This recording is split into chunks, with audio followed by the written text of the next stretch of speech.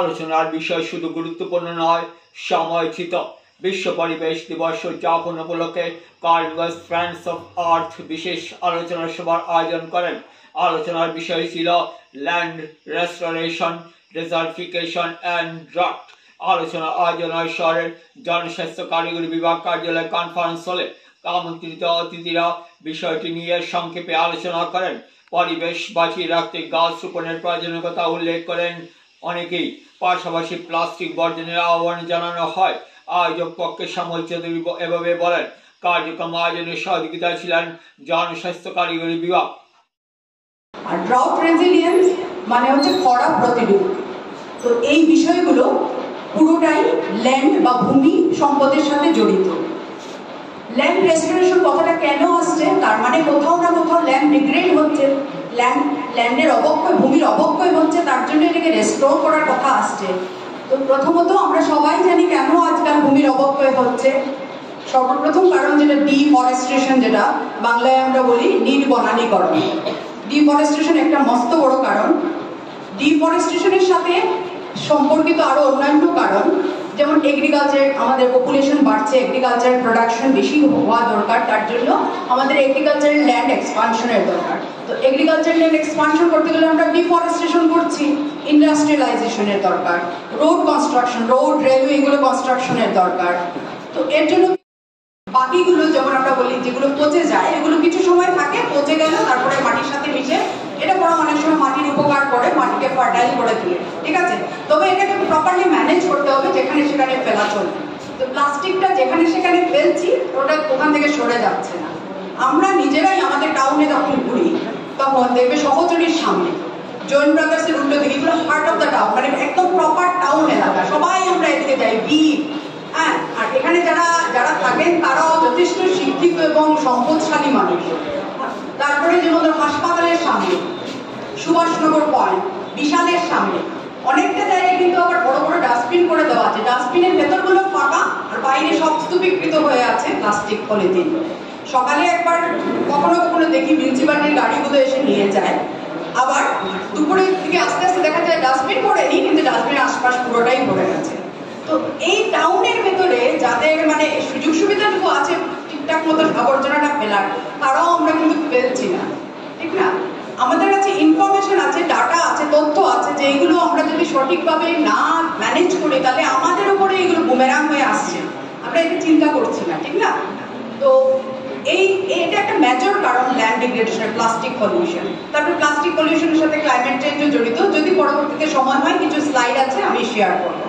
তো যেটা বলছিলাম এবারে কি, তো ল্যান্ড রিস্টোরেশনের দরকার। তো ল্যান্ড রিস্টোরেশন আমরা কিভাবে করতে পারি? প্রত্যেক বছর ওয়ার্ল্ড আর্থ ডে হোক, 22 এপ্রিল, বায়োডাইভার্সিটি ডে হোক, তারপরে আজকে যেটা 5 জুন, সবাই আমরা প্ল্যান্টেশন করি। এছাড়াও আরো বিভিন্ন বিভিন্ন প্রোগ্রাম সরকার থেকেও আসে।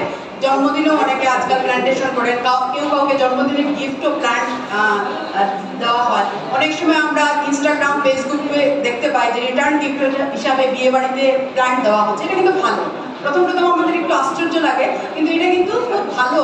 এইভাবে মানে চলটা হবে আর কি। আমাদের এদিকে ওরকম এখনো শুনিনি যে রিটার্ন গিফট হিসাবে প্ল্যান্ট দেওয়া হচ্ছে, কিন্তু গেস্টকে ওয়েলকাম জানার বিভিন্ন প্রোগ্রামে আমরা এখন দেখি গেস্টকে ওয়েলকাম জানার জন্য আগে যেমন প্লাস্টিকের ফ্লাওয়ার বা রিয়েল ফ্লাওয়ারেরও বুকে দেওয়া হতো, এখন কিন্তু একটা ছোট চারা গাছ দেওয়া হয়, ঠিক আছে।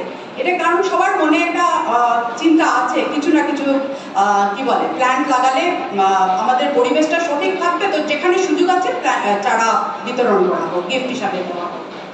তো যেটা বলছিলাম, ল্যান্ড রিক্লেমেশন আমরা কিরকম ভাবে রেস্টোর কিভাবে করতে পারি? 1 নম্বর হচ্ছে কি, আমরা প্রধানত হচ্ছে যেটা হলো গাছপালা বেশি করে লাগাতে হবে। এটার আবার দুটো আছে, একটা হচ্ছে আফরেস্টেশন, একটা হচ্ছে রিফরেস্টেশন। যেখানে খালি জমি, যেখানে কোনোদিনও গাছপালা লাগানো হয়নি, ওখানে আমরা গাছপালা লাগাবো, যেটাকে আফরেস্টেশন প্রোগ্রাম বলে। আর অনেক সময় আছে অনেক জায়গায় গাছপালা রয়েছে কিন্তু কোনো কারণে গাছপালা এখান থেকে নাই হয়ে গেছে। আপনারা হয়তো দেখেছেন মিউনিসিপালিটির কার্ডের মধ্যে গ্রিন আর একটা ব্লু ডাস্টবিন থাকে, কিন্তু যারা আমরা জেনারেলি ম্যাক্সিমাম মানুষ একসাথেই আমরা শুকনো এবং ভিজা আবর্জনা ফেলে দিই। কিন্তু নিয়ম হচ্ছে আমরা বাড়িতেই নিষ্কাশন করে যেটা শুকনো আবর্জনা ড্রাই ওয়েস্ট ওটা আমরা নীল ডাস্টবিনে ফেলবো, আর যেটা গ্রিন ডাস্টবিন ওটা আমরা ফেলবো যেটা ভিজা আবর্জনা।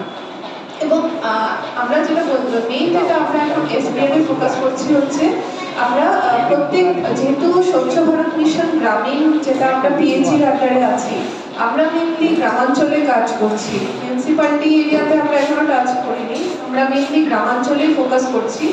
তো যেটা প্লাস্টিক ওয়েস্ট ম্যানেজমেন্টের কথা ম্যাডাম বলছেন, ওইটা আমাদের স্টার্ট হতে চলেছে। তো বেসিক্যালি ব্লক ওয়াইজ আমরা একটা করে block West plastic waste management unit তৈরি করছি। 3টা ব্লকে বানানো হয়েছে, সেটা হচ্ছে বদরপুর ব্লক, নর্থ করিমগঞ্জ আর সাউথ করিমগঞ্জ।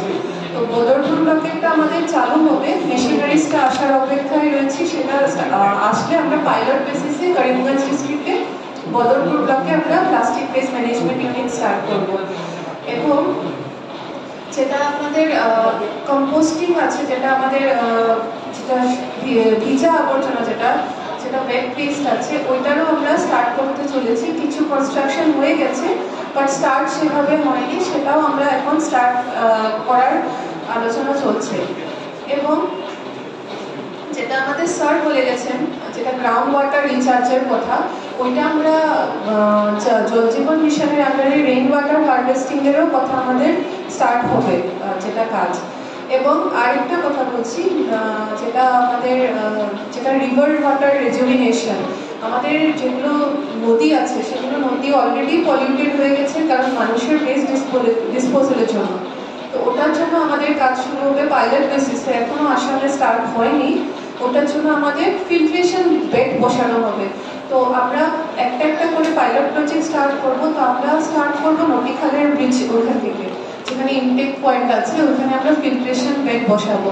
এটা কতটুকু সাকসেসফুল হবে পাইলট প্রজেক্টটা হওয়ার পরে আমরা বুঝতে পারবো, তবে ইতিমধ্যে এই বছরই চালু হবে। আর বাকি যেগুলো টপিক আছে এগুলো ম্যাডাম বিস্তারিতভাবে পরে আপনাদের সাথে ডিসকাস করব। 2-4 জন করে লোক সংগঠনের জন্য জোগাড় করতে পেরেছে এবং কাজকে এগিয়ে যাওয়ার চেষ্টা করছে।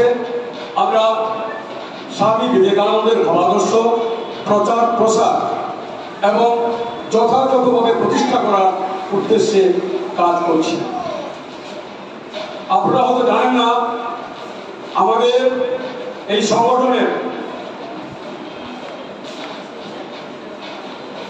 আন্তর্জাতিক পরিষদে নেতৃত্ব দিচ্ছেন আমাদের জয়ন্তীনাথ মহোদয়া। উনি হয়তো ওনার পরিচয়টাও সর্বত্র ব্যক্ত করেন না, আমি এটা আপনাদের কাছে ব্যক্ত করে গেলাম। তো সংগঠনের কাজ খুব স্থিমিতভাবে চলছে।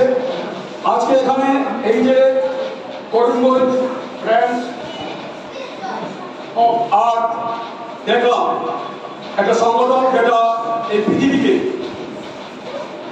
পৃথিবীকে রক্ষা করার চেষ্টা করছেন, পৃথিবীর সাথে তাদের বন্ধুত্ব স্থাপন করছেন, পৃথিবী বন্ধু বলে নিজেদেরকে আখ্যায়িত করছেন। এটা সত্যি আনন্দদায়ক, কারণ এই বিশ্বকে আমরা প্রেমপূর্ণ পরিবেশে রূপান্তরিত করতে চাই, একটা প্রেমপূর্ণ পরিবেশ তৈরি করতে চাই এই বিশ্বে। আমাদের তো আজকের স্লোগান নয়, সেই বৈদিক যুগ থেকে আমরা বলে আসছি বসুধৈব কুটুম্বকম। তো সারা পৃথিবীর সবাইকে আমরা আপন করতে চাই, আত্মীয় করতে চাই, কুটুম করতে চাই, এটাই আমাদের ধর্ম। এবং সমগ্র মানব জাতিকে আমরা রক্ষা করতে চাই।